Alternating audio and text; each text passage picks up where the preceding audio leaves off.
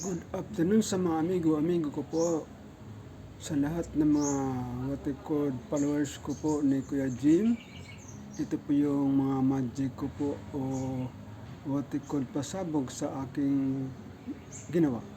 Dahil yung tangke namin po ay much more for air. So gagawin natin ay, ang ginawa ko ay nagbawas ng watikod air dahil sobra sa hangin, kaya airless po natin. Ang gagawin po natin ay yung siyempre shut off this supply ng kuryente, then shut off din ang inlet ng supply ng water po, shut off yan. Pagkatapos ay ano po yung what they call open the drain valve sa baba po. Tapos na po yung pagsarado ng water cord drain valve sa ilalim. So ang gagawin natin ay i-switch on natin yung supply ng kuryente. Okay.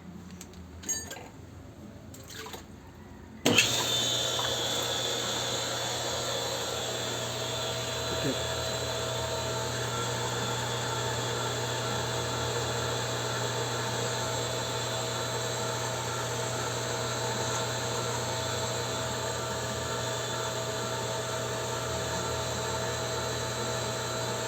Buksan natin ang inlet valve supply sa pump. Konti lang, konti.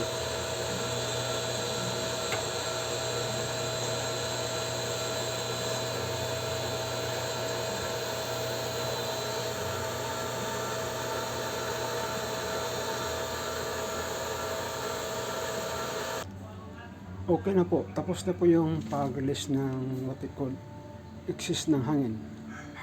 Thank you po sa mga amigo ko po. Salamat sa mga sumabay sa what we call sumusunod sa vlog ko po. Thank you po sa inyo lahat. Mag-ingat sa sarili. Again, thank you po again. Bye-bye.